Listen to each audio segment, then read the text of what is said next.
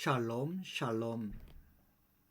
오늘도 주님의 사랑 안에서 우리가 이렇게 샬롬을 하면서 화답을 하니 참으로 세상이 아름답게 느껴집니다. 우리 사랑하는 성도 여러분, 이런 생각을 한번 안 해보셨습니까? 우리는 태초에 하나님이 천지를 창조하시느니라 라는 말씀을 들을 때 별 감흥도 없고 새로움도 없고 신선함도 없고, 아 그래, 하나님이 천지를 창조한 거 난 믿어. 그래서 나는 하나님 말씀을 처음부터 믿고 나는 시작하는 하나님의 사람이야, 믿음의 사람이야 라고 생각을 하고 우리가 많은 시간을 보내왔습니다. 그러나 이 말씀을 주셨을 때 지금으로부터 3000년이 훨씬 넘는 1년도 아니고 3년도 아니고 30년, 300년도 아니고 3000년이 훨씬 넘는 인류 중에 이스라엘 백성을 표본으로 해서 모델로 해서 모세로 하여금 홍해를 건너 광야로 그들을 출애굽을 시켰습니다. 애굽에서 나오게 했죠. 갈대아 우르라고 하는 메소포타미아 수메르 지역에서 하란으로 옮겼다가 가나안 땅을 여기저기 왕복하다가 결국 야곱 때 와서 기근이 들어서 더 이상 견딜 수 없을 때 애굽 땅에 식량을 살아갔다가 그의 막내 아들 요셉으로 인해서 애굽에 주저앉았다가 결국은 노예생활 400년이 넘는 노예생활을 한 후에야 하나님의 부르심으로 광야로 나왔습니다. 그러면 아브라함이 살았던 갈대아우르라는 수메르라는 지역, 달신을 섬겼던 그 지역, 바알과 아세라를 섬겼던 그 가나안 땅, 태양을 섬겼던 그 애굽 땅, 대표적인 신만 이야기했지 이 세 강대국 지역에 이름을 두고 있는 신들은 1000도, 2000도, 3000도 넘는 무수한 신을 가지고 섬겼던 그러한 시대에 더군다나 태양신이 주신으로 성경을 받았던 애굽에서 430년이나, 그러면 이제는 이스라엘 사람도 아니죠. 언어도 이스라엘 언어를 알지도 못하고 오직 이집트 언어, 그리고 신이라고 하게 되면 하나님이라는 신은 그들 속에 안중에도 없었겠죠. 그런 그들을 내가 하나님이라 하면서 홍해를 건너 광야로 인도했을 때 그때 내가 하늘과 땅을 낳았다라고 말씀하시는 모세를 통하여 전해준 그 말씀을 들었을 때 그때 그 말씀을 들었던 광야로 나온 이스라엘 백성들은 어떤 신을 섬기고 있었는가? 신에 대한 생각이 어땠는가? 그 당시 애굽 땅과 메소포타미아 땅과 그 가나안 땅에 주를 이루었던 신이라는 개념을, 신이라는 생각을 했을 때 그들은 신을 어떻게 생각하고 있었는가? 그 민중 가운데는 어떤 신화가 그들의 마음과 마음을 통하여 결합시키고 있었을까? 알게 되면 하나님 이스라엘 백성들에게 태초에 하나님이 천지를 창조했다, 내가 하늘과 땅을 낳았다고 했을 때 그것을 듣는 그들의 마음, 그들의 혼란스러움, 그들의 혼돈스러움, 그들의 공허스러움, 그러면 그동안에 우리가 애굽에서 400년 동안 또 우리의 조상 아브라함이 메소포타미아 지역에 섬겼던 그 모든 신들은 뭐란 말이야? 어떤 상태에 빠졌을까요? 그것을 한번 알아보기 위해서 오늘은 그 당시의 신화에 대해서 말씀을 나누는 시간이 아니기 때문에 짤막하게 그 당시 그들이 가졌던 신에 대한 개념과 신화를 한번 알아보면서 창세기 1장 1절을 한번 생각해 보고자 합니다. 이 태초에 하나님이 천지를 창조했다, 내가 하늘과 땅을 지었다라고 말씀하신 창세기 1장 1절은 하나님과 인간의 관계의 시작의 출발점이죠. 그렇지 않습니까? 하나님과 아담과의, 하나님과 우리들과의 관계의 시작이 바로 창세기 1장 1절에서 하나님이 먼저 인간들을 향하여 포문을 여심으로 시작이 되었습니다. 그런데 그 포문을 열 때 그것을 들었던 그 당시 사람들, 그 당시 세계 모든 사람들은 어떠한 신에 대한 개념을, 신이라고 하는 것은 이런 거야 라고 알고 믿고 있었을까요? 아마 인간과 관계를 시작하는 하나님의 말씀하시는 그 하나님에 대한 개념은 우리가 지금 생각하는 개념과는 천지 차이의 생각으로 그 하나님 엘로힘을 받아들이고 그 하나님의 말씀을 듣고 있었을 것입니다. 그 당시 이스라엘 백성뿐만 아니라 그 당시 살던 모든 주변의 국가의 사람들은 그들의 마음 속에는, 그들의 신앙 속에는 카오스라고 하는, 혼돈이라고 하는 그 혼돈 안에서 신들이 탄생되었다고 믿었습니다. 그 신들 중에 가장 먼저 혼돈 가운데 탄생한 신이 뭐냐? 바로 대지를 지배하는, 땅을 지배하는 가이아라고 하는 신이 처음으로 지상에 탄생했습니다. 이 카오스, 우리가 말하는 혼돈이라고 하는 질서가 없는 무질서의 개념 속에서 창조를 위한 공간이 열려지면서 가이아가 탄생돼서 이 땅을 다스리는 신으로 사람들의 마음속에 기억되기 시작합니다. 그리고 가이아가 자기 스스로 우라노스라고 하는 신을 낳습니다. 그 우라노스는 바로 헬라어로 하늘들이란 뜻입니다. 땅의 여신 가이아가 하늘의 신 우라노스를 낳습니다. 그래서 과거 고대 시대에는 종교건 가정이건 사회건 모국의 사회가 중심이 되었기 때문에 신도 여신이 신 중에 신으로 섬김을 받았던 시대입니다. 그러다가 시간이 흘러 남성 중심의 신으로 바뀌었지만 오늘은 그 얘기가 아니라, 그래서 가이아가 자기가 낳은 신 하늘신과 결합하여 결혼을 하여 아이를 낳습니다. 낳는데 이 고대 시대는 12이라고 하는 숫자가 굉장히 신성한 숫자입니다. 그래서 대개 고대 문서를 보게 되면 어떤 숫자를 얘기하거나 사람을 얘기할 때 12명이라는 숫자로 표현되게 되면 아주 귀한 그런 그 나음을 이야기합니다. 그래서 가이아와 우라노스가 결혼해가지고 12명의 자녀를 낳습니다.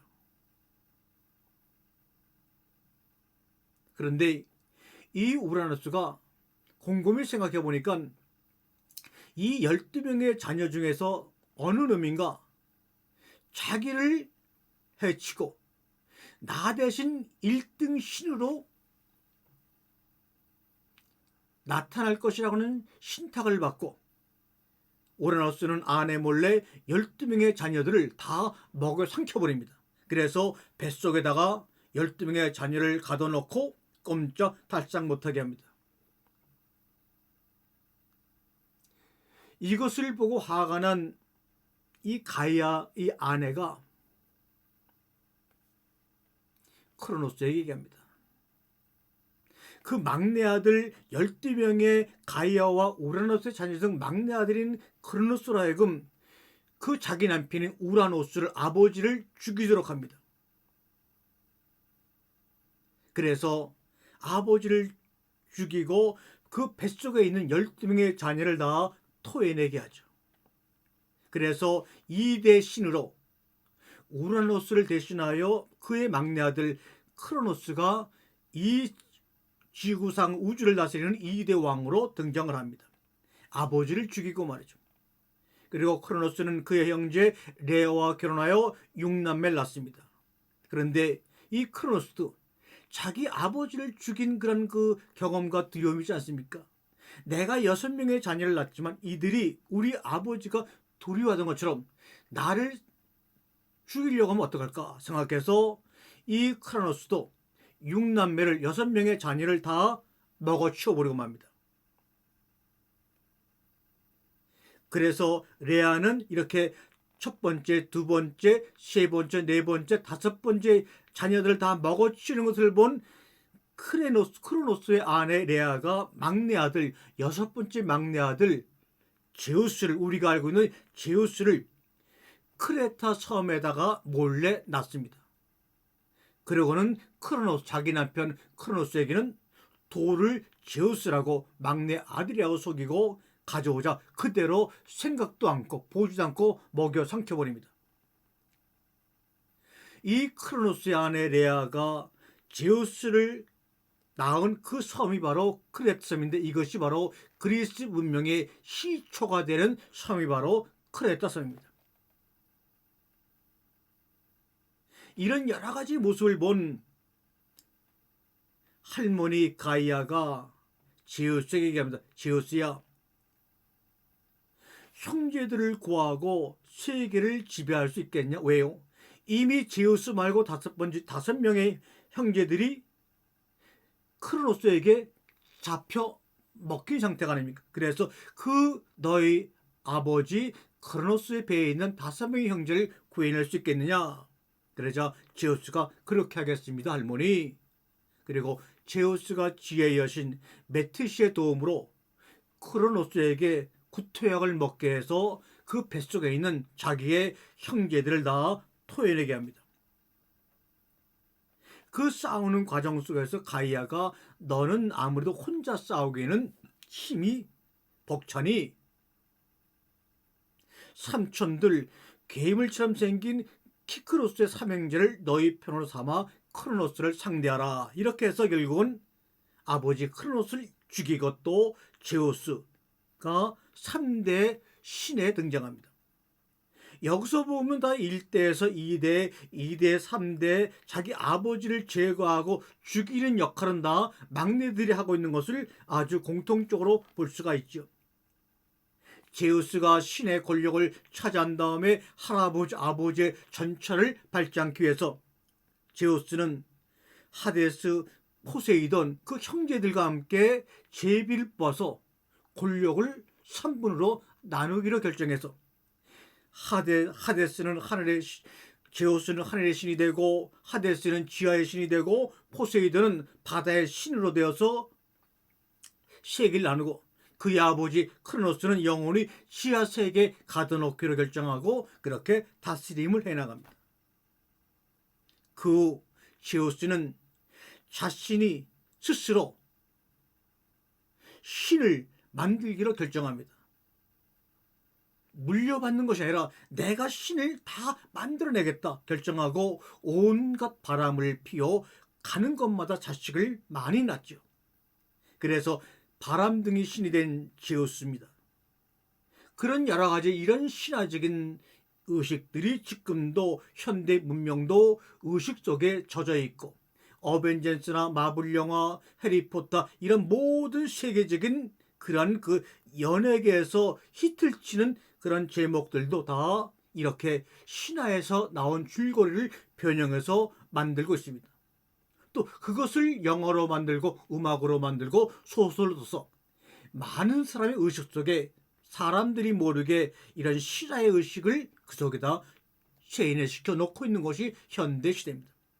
특히 게임, 영화가 이런 신화의 이야기를 통해서 문화계를 통하여 사람 속에 침투하고 있죠. 지금 제가 말씀드린 것은 저가 꾸민 얘기가 아니라 1929년 가나안 땅 이스라엘에서 북쪽으로 끝에 있는 우가릿이라고 하는 그 마을에서 나온 우가릿 문서 점토판에 기록되어 있는 정확한 사실을 여러분에게 말씀을 드린 겁니다. 바로 이런 내용들이. 그리고 결국 사람들은 신들이 많아지다 보니까 아주 계급이 낮고 권력이 낮은 신들은 높은 신들을 위해서 노동으로 그들을 섬기고 봉사하자, 낮은 신들이 아니 우리도 신인데 왜 우리 이렇게 고생만 해 하고 불평불만을 늘어놓자 높은 상위에 있는 신들이 그들을 달래주기 위해서 신들을 섬기도록 하기 위해서 사람을 만들었다 하는 것이 인간 창조의 이야기입니다. 결국 사람은 신들을 섬기고 충성하고 봉사하기 위해서 만들어졌다고 하는 것이 바로 창세기 1장 1절을 들었을 때 가지고 있던 이스라엘 백성들과 그 주변 국가의 모든 사람들의 인간 창조와 신들에 대한 이야기라 이런 말씀입니다. 이런 의식 속에 살고 있는 그들에게 하나님은 태초에 베레시티 하면서 창세기 1장 1절을 열면서 인간과의 관계를 시작하십니다. 그러니 얼마나 복잡하고 철저하게 세상 신화에 세뇌된 그들에게 하나님이 소통을 시작했으니 그 길 하나하나가 십자가 고난의 길이 아니고서 어떤 길이겠습니까? 많은 그 원어를 갖고서 뭔가를 해보고는 그 사람들의 그 얘기를 들어보면 베레시티, 이것을 우리말로 메이트라고 하는 전치사가 붙었고 로시라는 머리가 합쳐져서 만들어진 것이므로 이 베레시트라는 말은, 태초라는 말은 원래 뜻은 머리 안에, 이렇게 말도 안 되게 파자를 해버립니다. 그러나 히브리어가 분명히 표의 글자의 모양으로 시작했지만 히브리어 알파벳은 소리 나는 대로 발음하는 표음 문자이기 때문에 파자한다는 것은 얼토당토한 말이죠. 머리 안에, 이 번역은 말이 안 되고 문법상으로도 말이 안 되는 파자를 이제는 그만하시기를 원합니다. 그런데 우리말에는 안이라는 말과 속이라는 말이 있습니다. 다 똑같은 말이지만 의미는 천지 차이죠. 안에, 머리 안에 있다, 머릿속에 있다, 배 안에 있다, 뱃속에 있다, 이것은 듣는 사람은 완전히 다른 말입니다. 안과 속은 영어로는 in이라고 밖에 번역이 안 되지만 우리나라 말로는 이 안이라고 하는 것은 그 안에 빈 여백을 강조하는 겁니다. 배 안에 하면은 배 안에, 바다 위를 다니는 배 안에 내가 있고 그 많은 여백을 얘기하는 것이고, 뱃속 하게 되면 우리 사람의 배, 꽉 차 있는 배를 이야기하는 겁니다. 꽉 찬 충만의 상태를 얘기할 때는 속, 뱃속이라고 얘기하고, 이 빈 여백을 강조할 때는 배 안, 이렇게 얘기합니다.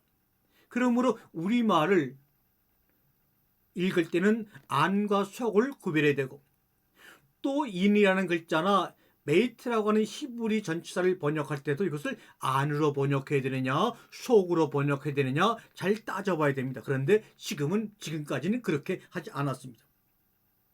머리 안이라고 얘기하는 그 원어를 설명하는 분들은 왜 머릿속이라고는 얘기 안 할까요? 여러분, 이 베레시트라고 하는 말은 레시라고 하는 시작하다라고 하는 레시에 이트라고 하는 전미사를 붙여서 실명사를 추상명사로 바꾼 겁니다. 레시 시작, 로시 머리를, 이트를 붙여가지고 추상명사로 바꾼 것이 바로 베레시트라고 하는 단어입니다. 그런데 만약 베레시트 할 때 관자가 있으면 그분들 말대로 그 머리에서 라고까지 번역할 수 있다고 양보할 수 있지만 여기에는 관자가 붙지 않았습니다. 그리스도 예수 속이라고, 그리스도 예수 머리 속이라고 말합니까? 아닙니다. 그리스도 예수 안에라고 할 수도 있습니다. 그러나 관자가 없기 때문에 그렇게 말하면 안 되죠. 그래서 베레시트 할 때 관자가 없는 이유를 우리가 알아야 합니다. 이것은 뭐냐면 머리 안이라고 하면 안 된다는 것을 이야기하고 있는 증거입니다.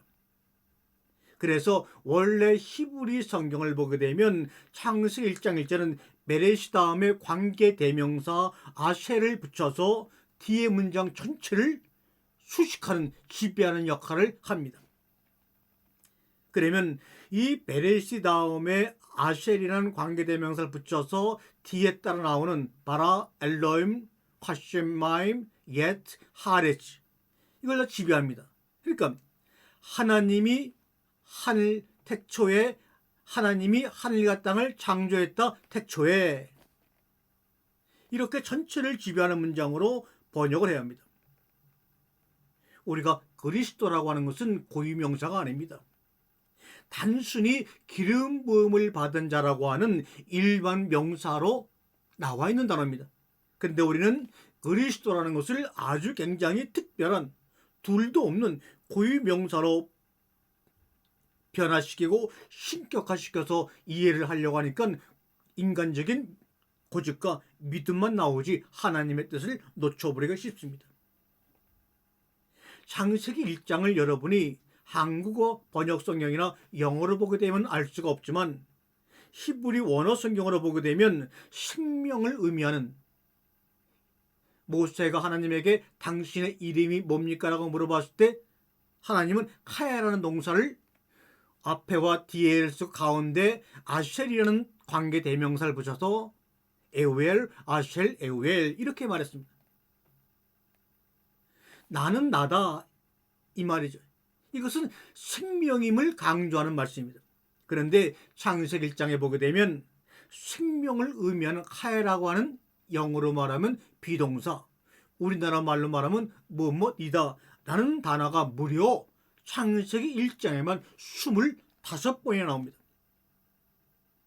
25번이나 하야 생명을 이야기하면서 끝에 마지막에 나온 말이 뭐냐면 선악을 알게 하는 나무를 먹으면 죽고 죽으리라. 무트, 죽음이 나옵니다. 그러므로 주님은 이 마지막에 죽고 죽으리라는 이 마지막 한 단어, 무트라는 단어를 통해서 25번이나 나온 생명이라는 카이라는 단어를 강조하고 드러내기 위해서 그렇게 말씀하신 것이지, 앞에 25번이나 사용한 생명이라는 단어를 무시하고 죽음으로 마무리하려고 했던 것도 아닙니다.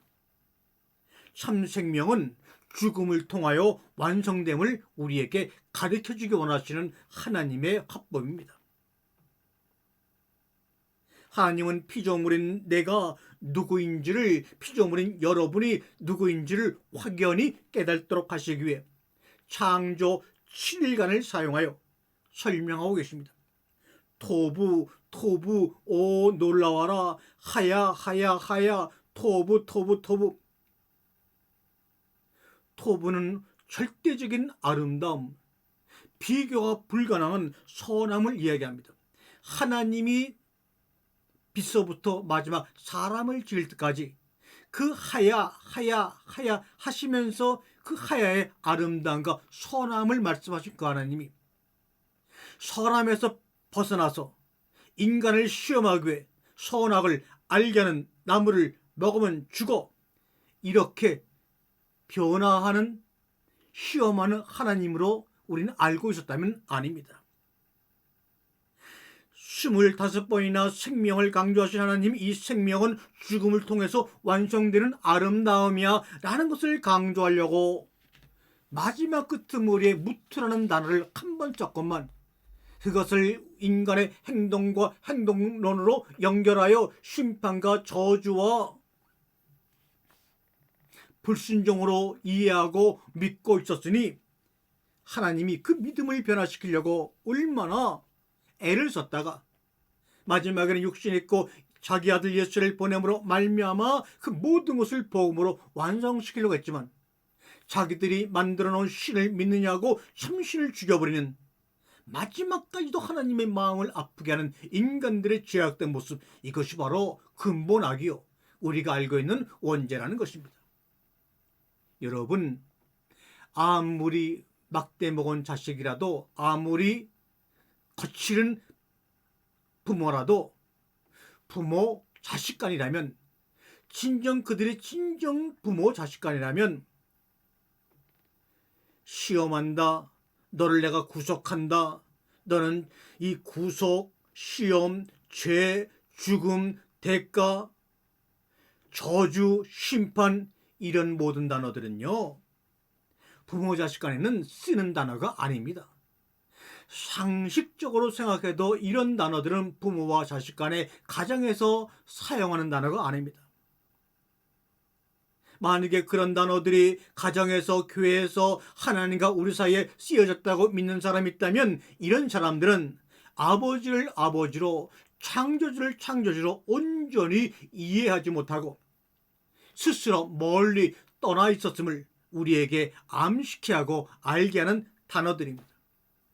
좀 전에 그리스 신화와 그 당시 중동의 신화를 말씀드렸지만, 중동의 신화에서는 자기의 권력과 자기의 지위를 지키기 위해 아버지가 자식을 다 삼켜버리고 삼킴을 당한 아들들이 아버지를 죽여서 그 자리에 오르고, 이런 것들이 계승되어서 마지막에는 자신들을 섬기도록 인간을 창조했다고 하는 그 신화 속에 있는 사람과 뭐가 별반 다르겠습니까?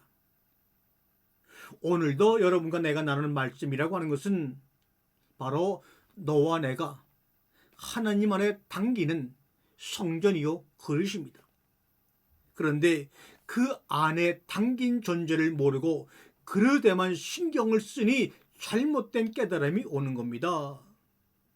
눈에 보이는 문자에 구속되어 버리고 눈에 보이는 화려함에 욕심에 끌리다 보니까 이 그릇 안에 담겨져 있는 너와 나 하나님과 우리를 보지 못하고 가둬버리고 보이는 이것이 신이라고 만들어버리는 인간의 폐악된 모습들이 성경에 낱낱이 기록이 되어 있죠. 엘로힘, 하나님, 당신은 누구입니까? 이렇게 만약에 우리가 질문한다면 이 질문은 하나님의 역할을 묻는 질문입니까? 하나님 존재 자체를 묻는 질문일까요? 나라는 존재를 역할로 이해하고 알고 있다면 하나님 당신은 누구입니까? 하는 질문도 그 역할을 묻고 있는 겁니다. 여러분이 여러분 스스로를 뭔가 역할을 하고 순종하고 불순종하고에 따라서 우리의 삶이 달라진다고 믿고 있다면 하나님 당신은 누구입니까? 라고 여러분이 질문하는 그 질문도 역시 하나님의 역할을 묻고 있는 것입니다. 십자가의 사건과 죽음은 하나님의 역할이냐 존재냐? 상식적으로 말해 보십시오. 여러분들의 고정된 인식과 생각으로 말하지 말고 상식적으로 말해 보세요. 십자가의 사건과 죽음은 하나님의 존재를 우리에게 드러내는 겁니다. 선악에 집중하느냐고 선악을 인간의 행동으로 순종하느냐 불순종하느냐로 놓고 집중하느냐고 우리는 하나님의 뜻을 놓치고 죽고 죽으리라고 하는 그 단어 속에서 하나님의 심판과 저주만 발견하고 벌벌 떠는 인생들아 이 말입니다. 땅으로 지음받은 너는 윗물과 아랫물이 닫히면 끝나는 거 아닙니까? 이 땅에 아무리 화려한 것이 있고 바벨탑을 쌓고 인공지능을 쌓고 복제인간을 만들고 수천 수억 가지를 만들어 놔도 땅이라고 하는 것은 윗물과 아랫물이 갈라져서 나온 무치입니다. 그런데 하나님께서 어느 순간 윗물과 아랫물을 합쳐버리게 되면 그 모든 것들은 다 원점으로 돌아갑니다. 그러니 죽음보다 복된 게 어디에 있겠습니까? 윗물과 아랫물이 하나가 되어 태초 이전의 세계로 돌아간다면 어떨까요? 복 중의 복은 바로 죽고 죽으리라고 하는 죽음입니다. 말씀은 씨라는 비유에서 그 씨의 운명은 그 씨의 최고의 복은 땅에 떨어져 죽는 것이 아닙니까? 사랑하는 성도 여러분, 사랑이 도대체 뭡니까? 십자가 나무다리 되어 비바람 천둥 번개 맞으면서 남들이 다 건너갈 때까지 나무로 서 있는 거야, 나무로 누워 있는 거야, 이 말 아닙니까? 창세기 2장 8절 10절 선악을 알게 하는 나무는 지음받은 나무입니다. 창세기 셋째 날에 지음받은 나무입니다. 그러나 난 하나님의 형상으로 나음을 입었어, 나는 창조되었어, 이런 긍지가 있어야죠. 그런데 창조된 자가 지음받은 나무에게 제한받는 꼴이 되고 말았습니다. 기독교 수천 년의 교리가 우리를 그렇게 만들었다 이 말입니다. 우리가 그렇게 신봉하는 과학은 불가능성을 제거해 가는 것이 아니라 가능성을 제거해 가는 일이요, 종국에는 불가능성만 남겨놓고 슬피 이를 갈며 우는 겁니다. 과학은 참으로, 과학의 정보는 참으로 슬프구나 이 말입니다. 광야는, 이스라엘 백성들이 홍해를 건너 도착했던 광야는 보이는 것들의 성장을 다 멈추고 보이지 않는 것에 뿌리를 내리는 과정이 광야의 삶입니다. 그래서 구속보다 죽음이 낫다는 것을 깨달아야 합니다. 예수의 죽음을 통해 내가 구속 구원받은 내가 아니라 그것을 통해 죽고 죽으리라 하신 그 말씀의 진리를 깨달으라 하시네, 이 말입니다. 내가 누구인지 알지 못할 때는 우리는 우리 믿음으로 오히려 하나님을 제한하고 가두어 버립니다. 내 믿음으로 감당할 만큼, 인지할 만큼의 하나님만 믿습니다. 여러분과 제가 이 대한민국 땅에서 빛을 보는 동안에 우리 대한민국 반대편에 있는 남미와 미국에서는 어둠을 보고 그 어둠 안에서 잠을 자고 있다는 것 우리는 느낍니까? 결국 지구 안에서 한쪽은 빛이요 한쪽은 어둠입니다. 이것은 빛과 어둠은 하나라는 것을 이야기하는 것이고, 선악을 알게 하는 나무도 같은 이치가 아닌가 생각합니다. 다시 말하면 선악 나무는 생명의 나무라 그 말입니다.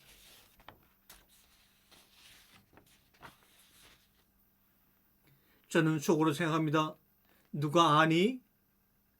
우리 인생의 끝동산 어디쯤에 하나님의 미소를 볼런지 실망하지 말고 포기하지 말고 오늘도 가자, 이 말입니다. 내 몸에도 내 마음에 이제 아무것도 남김없고 십자가나무 한 그루가 거기에 새빨갛게 피었구나. 그러면 됐니? 네, 됐습니다. 이겁니다. 하늘은, 하나님은, 예수님은 우리에게 믿으라고 강요한 적이 한 번도 없습니다. 성경을 찾아봐도 하나님 우리에게 믿어라, 예수님이 나를 믿어라 강요한 적이 없습니다. 우리가 그저 필요해서 예수를 그리스도로 메시아로 우리가 믿었을 뿐입니다. 그러면 아니 되지요. 사랑이라는 것은 삶으로 완성되어지는 것이기 때문에 설명할 수가 없습니다. 러브는 리브로 완성됩니다.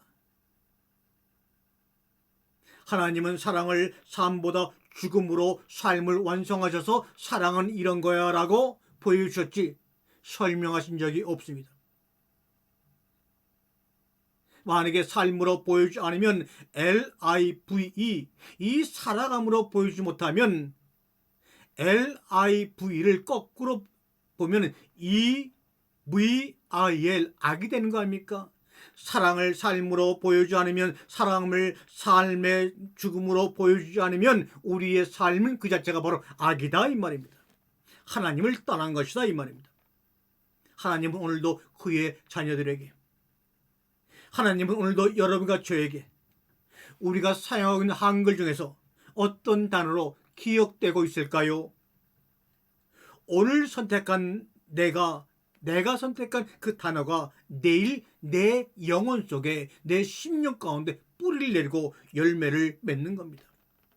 내가 선택한 단어가 내일의 나의 스토리 이야기를 만들어낼 것입니다. 내가 선택한 단어가 모여서 하나의 로고스를 만들어낼 것입니다. 주님은 모양과 형상을 따라 만들고 말씀했습니다. 모양과 형상을 따라 만들고 할 때 이 만들고 나는 조각하다, 새기다라고 하는 카브라는 단어를 사용해 맞습니다. 메이드가 아닙니다. 그런데 보니 새기거나 조각한 것이 아니라 빈 공간을 만드시고 계셨습니다. 하나님이 자신의 모양과 형상을 따라 우리를 만드시는 과정 중에서 우리가 보아야 할 것은 그 모양과 형상이 아니라 그 모양과 형상을 유지하고 있는 빈 공간을 만드신 겁니다. 속살은 생명이요 겉살은 사랑이라. 빈 공간을 채워나가는 것이 바로 창조요 사랑입니다. 그래서 나는 계례요, 나는 생명이요, 나는 진리라고 말씀하신 겁니다. 우리 출애굽기를 보게 되면 하나님이 모세에게 말합니다. 사람들이 내 눈과 마주치면 죽는다, 내 눈을 바라보면 죽는다 말씀합니다. 하나님과 눈을 마주치면 죽어. 그런데도 모세는 왜 안 죽었을까요? 다른 사람들은 죽는데 보셔요. 당연하지요. 그 눈 속에 비친 하나님의 눈에 비친 내 모습, 내 눈에 비친 하나님의 모습, 그 눈 속에 비친 서로를 봐야 살지. 겉에 눈만 보고 그 속에 비친 모습을 못 보면 그때는 죽는다, 그 말입니다. 창세기 1장 1절의 하늘과 땅은 셋째 날의 하늘과 땅이 아닙니다. 1절의 하늘과 땅은 믿음의 대상이 아닙니다. 짝으로 만나는 하나됨이요 신랑과 신부의 하나됨을 말씀하고 있는 것입니다.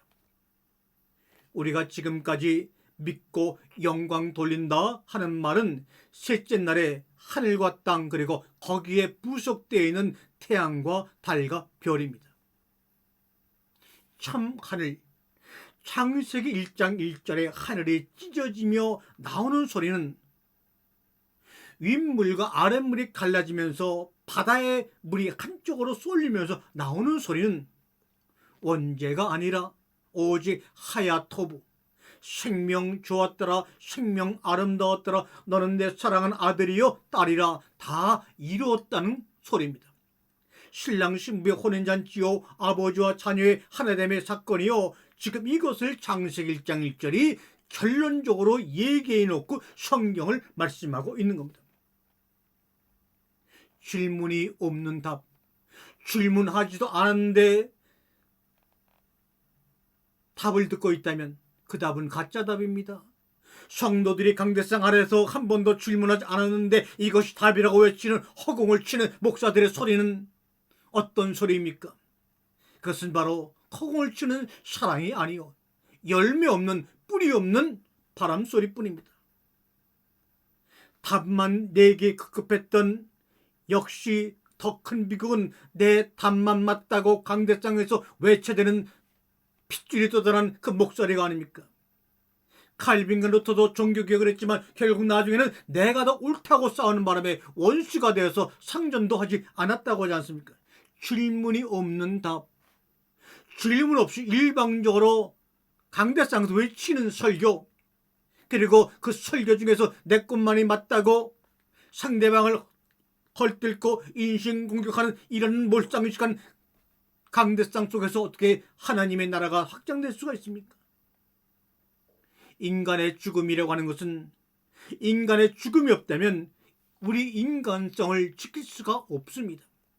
죽음은 인간성을 지키고 천국에는 신성으로 들어가게 하는 유일한 통로입니다. 죽음이 없다면 인간을 스스로 멸망하게 될 것입니다. 죽는다는 것도 물론 무섭지만 영원히 산다는 것도 더 두렵습니다. 여러분과 나의 존재에는 분명한 이유가 있습니다. 죽음 위에서 죽음을 바라보며 날마다 죽으며 삶을 살아가면 순간순간마다 영혼을 보게 되어 있습니다. 나만 보는 걸까요? 여러분은 보지 못할까요? 아닙니다. 보세요. 때로는 인간의 질병들이 인간의 영혼을 치료할 때가 얼마나 많이 있으며 그 고난과 질병이 바로 우리로 하여금 영혼을 바라보며 그 나라 가기를 소망하게 만들잖아요. 그러므로 함부로 믿음을 얘기하는 사람들은 참으로 두렵습니다. 전문가들의 딜레마, 많이 배운 사람의 딜레마, 사역자들의 딜레마가 뭡니까? 자기 분야의 소위 최고라고, 나는 목사라고, 나는 신학자라고, 나는 박사라고 믿다 보니, 최고 지성이라고 믿다 보니 함부로 상상하기도 말하기도 어려울 것입니다. 그래서 그저 남이 했던 교부들의 이야기나 선배들의 이야기를 주워서 그냥 그대로 합니다. 그러나 하나님의 나라는 이 세상의 상식으로, 이 세상을 보는 것으로 이해할 수가 없는 겁니다. 오직 성령의 감동으로 기억나게 하시고 가르치는 것을 이 세상 차원에 맞지 않아도 담대하게 외쳐내는 그러한 주의 종들이 이 땅에 있어야 합니다. 저는 학벌도 없고 큰 배움도 없기 때문에, 그래서 사람들이 무식하다고 하기 때문에 오로지 혼자 말씀 앞에서 주님과 함께 상상하기를 원했고, 성령님의 가르침과 생각남의 순종함으로 조금도 주저하지 않고 모든 것을 그대로 고백하고 가르치고 나눴던 겁니다.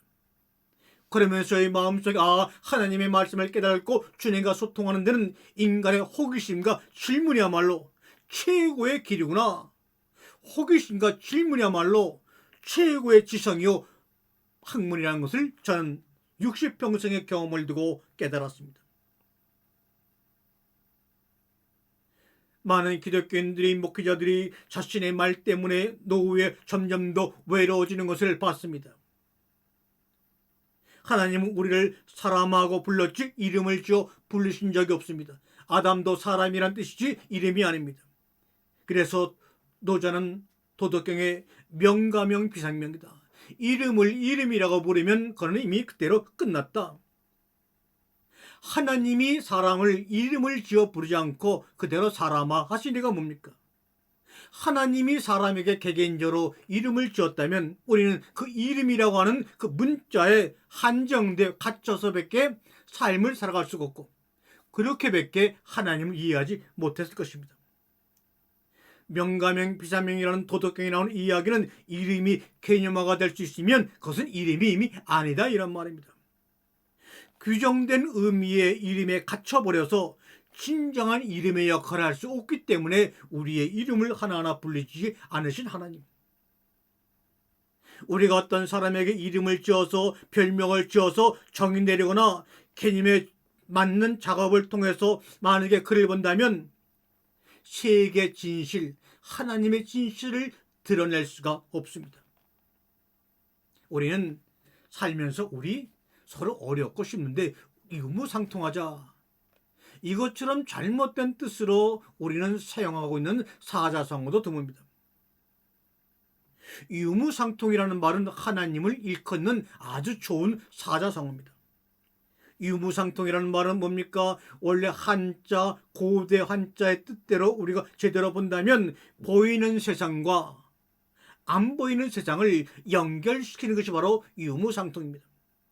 보이는 세상과 안 보이는 세상을 연결시키는 분은 육신을 입고 이 땅에 오신 예수 그리스도, 그분 외에 누가 있습니까? 네 것 내 것 서로 무료로 나눠 쓰자는 말이 아님을 여러분 오늘 이 시간에 기억하시길 바랍니다. 저나 여러분이나 이 지구 땅에, 더군다나 지구에서도 대한민국이라는 자그마한 나라에 원해서 태어난 것이 아니지 않습니까? 원해서 태어난 것은 아니지만 그렇다고 던져진 것도 아니고 하나님의 뜻 가운데서 가지것을 입히셔서 우리를 이 지구 땅에 내어 보내진 거라면 어떻습니까? 원해서 태어난 것이 아니지만 던져진 것은 아니고 보내진 것이라면 바로 이 말 속에서 두 번 죽음이요 보내진 자라는 뜻입니다. 그 한 번은 그 한 번의 죽음은 예수의 죽음을 우리가 말씀을 통하여 깨달아 아는 것이고, 두 번째 죽음은 나의 죽음입니다. 날마다 그리스도 안에서 추곡하는 겁니다. 그 죽음은 생각의 죽음도 아니고 관념의 죽음도 아니고 온전히 내 몸으로 경험되어지는 새로 태어남이 바로 두 번째 죽음입니다. 첫 번째 죽음과 두 번째 죽음이 결합되어 우리가 깨달아짐으로 말미암아 내가 원해서 이 땅에 태어난 것은 아니지만 분명히 우연히 태어난 것도 아니고 진화된 것도 아니고 하나님께서 가지것을 해 입히셔서 날 이 땅에 보내신 거구나 라는 것을 깨닫고 삶의 거듭남의 삶이 출발될 것입니다.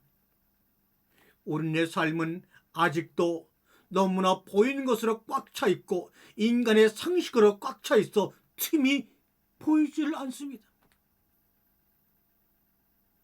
우리는 그것을 충만이라고 생각하고 그것을 행복이라고 부릅니다. 그러나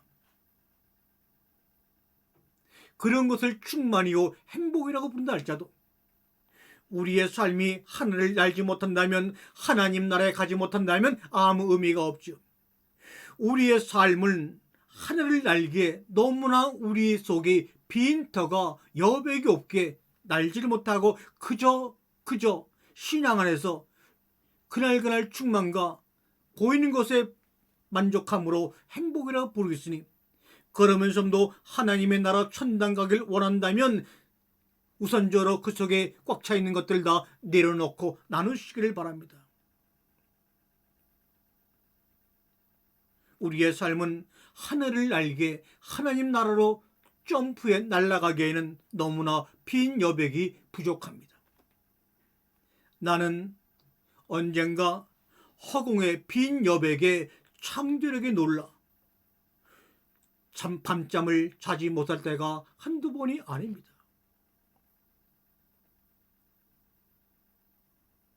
하나님께서 선악을 알게 하는 나무를 먹으면 열매라는 말이 없는데도 우리는 열매라는 말을 미스테리라는 말을 붙여서 나무의 열매를이라고 번역해버리고 그렇게 알고 지금까지 왔습니다. 그러나 하나님은 나무의 열매를 먹지 말라고 한 적이 없습니다. 나무를 먹지 말라. 왜 우리 인간들은 동산의 나무를 처음부터 열매가 달려있다고 생각을 하고 있었을까요? 아마 하나님이 지으신 그런 나무니까 처음부터 능력 있는 나무니까 달려있지 않았을까? 이렇게 생각했습니까?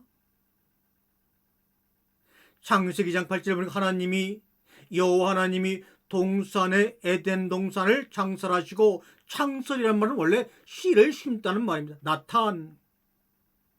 그리고 에덴 동산은 간이라고 하나님이 동쪽에 에덴이라는 마을에 울타리를 치시고 그 안에 나무를 심었다 이런 말입니다. 그런데 여러분 보세요. 나무를 심었으면 뿌리가 내리고 싹이 나고 줄기가 자라서 잎이 나고 꽃이 피고 열매를 맺는 긴 과정이 필요합니다. 어떤 나무는 3년이 지나야 나고 어떤 나무는 1년이 지나야 열매를 맺고 어떤 나무는 5년이 지나야 열매를 맺고 나무의 종류마다 다릅니다. 씨가 심겨졌으면 에덴에 울타리를 치고 그 동산 안에 나무가 심겨졌으면 열매가 맺히는 시간의 인내가 필요한 겁니다. 특히 씨가 심겨 죽는 순간이 필요한 겁니다. 그런데 선악을 알게 하는 나무를 먹지 말라 하는 그 과정 속에서 씨가 심겨져서 자라는 인내 시간도 삭제되어 버렸고, 심지어 씨가 심겨 죽는 순간도 삭제되어 버리고 그저 그냥 나무에 열렸다라고 상상하고 먹었다고 상상하고 그것을 원죄라고 치부해서 지금까지 모든 성경의 교리의 기본이 되고 있으니 오 통제라. 하나님은 창세기 2장에서 이것을 보여줌으로 깨닫기를 원하신 것이 아닙니까? 우리가 그동안 생각했던 옥토는 순전히 인간들의 입장에서 본 이익의 관점으로 많은 열매를 맺으니 너는 나에게 유익을 주니 너는 옥토야, 너는 가라지야, 너는 가시덤불이야. 그런데 가라지의 입장이나 가시덤불의 입장이나 이런 입장에서 보게 되면 그들은 그저 하나님이 창조하신 대로 그곳에서 묵묵히 이동하지 않고 씨를 내리고 자기의 생명을 유지하고 있던 건 아닙니까? 자연의 조화적인 측면에서 생각을 하지 아니하고 인간의 이익의 관점에서만 바라보니 옥토니 가라지니 가시덤불이니 이렇게 인간 나름대로 해석해버리는 상식 이하의 차원에서 하나님 나라의 그 언어를 어떻게 이해하겠습니까? 예배는 우리가 다 하나님께 드리는 것이다 이렇게 믿습니다. 그렇다면 그렇게 우리의 논리대로 생각한다면 우리의 예배는 처음부터 보이지 않는 하나님께 드리는 예배이기 때문에 비대면이죠. 그런데도 불구하고 코로나 때문에 대면 예배를 못한다고 주장한다면 그 대면은 도대체 누구와의 대면입니까? 강대상에서 내려다보는 자와 올려다보는 자의 대면입니까? 옆에 앉아있는 교인과 교인끼리의 대면입니까? 하나님을 대면하면 죽어. 얼굴을 보면 너는 죽어. 그 말씀에 대하니 영과 진리로 드리는 예배, 우리 몸을 사한 제물로 드리는 영적 예배, 말씀이 내 몸을 움직이는 그 예배, 이 예배가 21세기에 회복되어야 합니다. 10개월 뱃속에서 어머니와 하나 되어 지낸 시간 우리가 알긴 할까요? 10개월 동안 작은 정자가 생명의 씨앗이 자라가지고 생명으로 잉태되어 살았던 10개월의 그 장중의 긴 세월을 우리가 기억하고 있습니까? 알기는 압니까? 그것을 기억도 못하고 알지도 못하면서 어찌 자녀가 아버지를 향해 어머님을 향해 시비를 가르겠다고 그를 향하여 덤빕니까? 이게 말이 됩니까? 10개월 동안 뱃속에서 우리를 품었습니다. 그리고 낳았습니다. 그리고 우리가 이 땅에 창조의 삶을 살아가고 있습니다. 부모를 향하여 시비를 가려서는 안 되는 자녀에게 시비를 알게 하는 나무를 먹지 말라고 먼저 말씀하신 하나님이 잘못된 하나님입니까?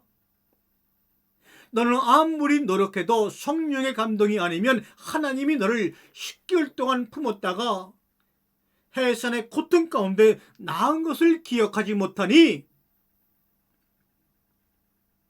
하나님을 향하여 너를 지으신 하나님을 향하여 시비를 가르지 말아라, 이 말이 바로 선악을 알게 하는 나무를 먹으면 죽는다는 말인 뜻인데도 불구하고 우리는 이것을 우리가 하는 행동으로 알고 원죄라는 울타리에서 갇혀버리고 말았으니 시비를 알게 하는 나무를 먹지 말라고 먼저 말씀하시는 우리 하나님 아버지, 그래서 너희가 나에게 시비를 걸게 되면 그 시비의 선악의 결과는 결국은 죽음이라고 말씀하신 우리 하나님, 오직 성령이 임재하실 때까지 성령이 너희 영혼 가운데 임재해서 너희가 정말 내가 너희를 이 땅에 낳기까지 품었던 그 세월을 기억하게 하시고 하나하나 조목조목 가르칠 때까지는 너희는 시비를 가르지 말아라.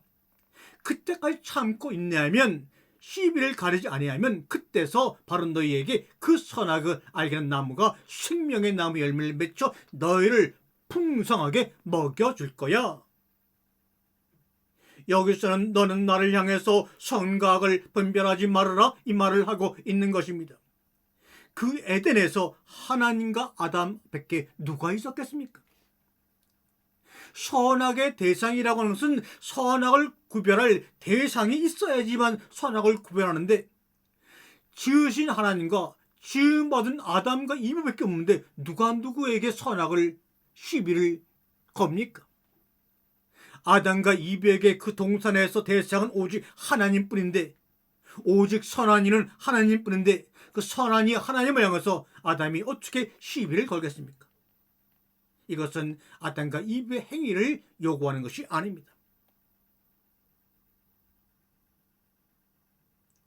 애굽에서 젓가 끓이는 가나안 땅으로 가는 데는 해안도를 타고 가면 일주일이면 가는데 왜 그리 못 가고 광야로 탈출했을까? 이것을 처음부터 교회의 관습대로 하게 되면 하나님이 그들의 믿음을 시험하고 연단하기 위해서라고 얘기했지만, 그것은 우리가 그렇게 깨달아지는 것이고, 그 당시에는 애굽과 히타이트 민족이 그 가나안 땅 중심지에서 큰 국제적인 첫 번째 전쟁을 벌이고 있었기 때문에 그걸로 갈 수가 없었던 것입니다.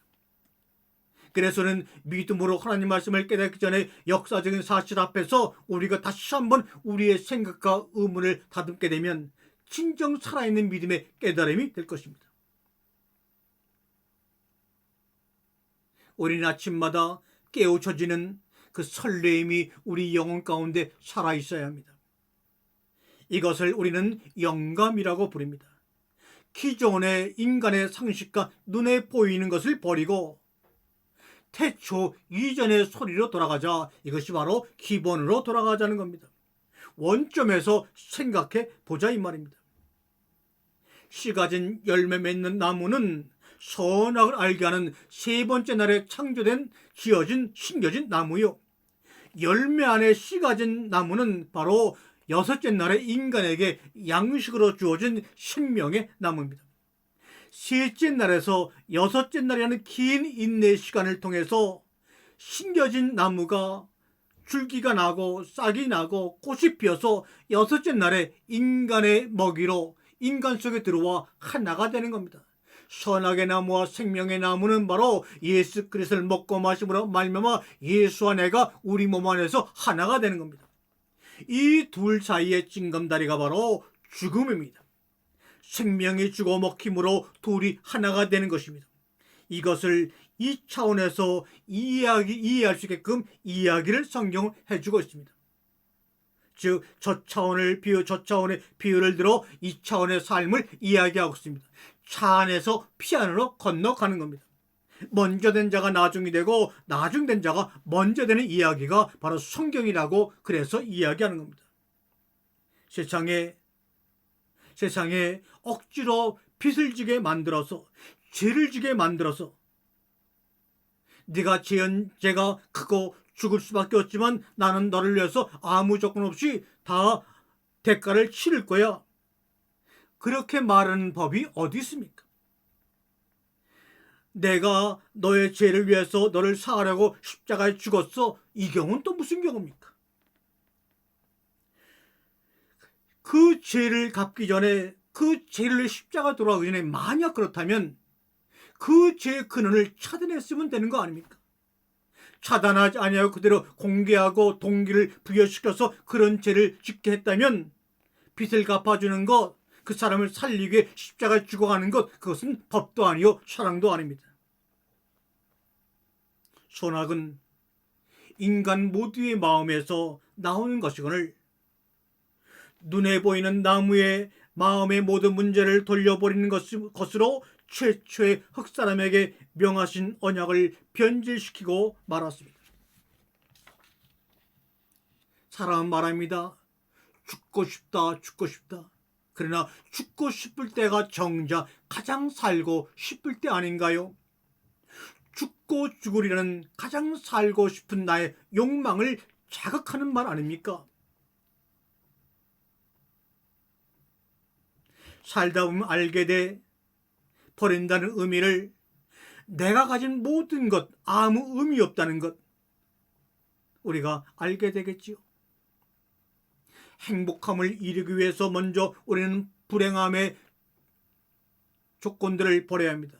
구원의 감격을 온전히 누리기 위해 원죄에 대한 잘못된 인식을 먼저 버리고 새롭게 해야 합니다. 반드시 죽으리라 무트 타무트 죽고 죽으려는 그 말씀은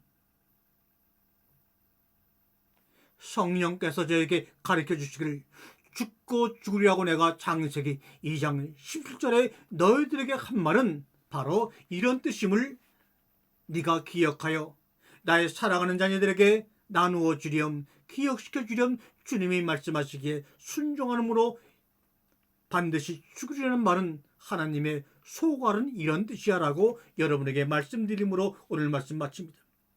반드시 죽으리라는 말씀은 나는 너의 사랑에 빠질 거야 이 말이죠. 죽고 죽으려는 내가 죽을 거야. 하나님 아버지 예수 그리스도 그분이 나를 위해 죽기 때문에 선악과 동산에서 그분이 안 보였던 겁니다. 볼 수가 없었던 거지요. 율법은 내가 지킬게 우리가 지키는 것이 아닙니다. 그러므로 사랑하는 성도 여러분, 가슴에는 용기가, 머리에는 지혜가, 눈에는 사랑이 넘치는 아름다운 당신들이요. 이 세상의 삶의 여정 속에서 이기거나 지는 것이 아니라 이기거나 하루하루 삶의 지혜를 깨우쳐 배워 나가는 것임을 기억하고 용기를 내어 한 걸음 함께 드디어 나갑시다. 아멘.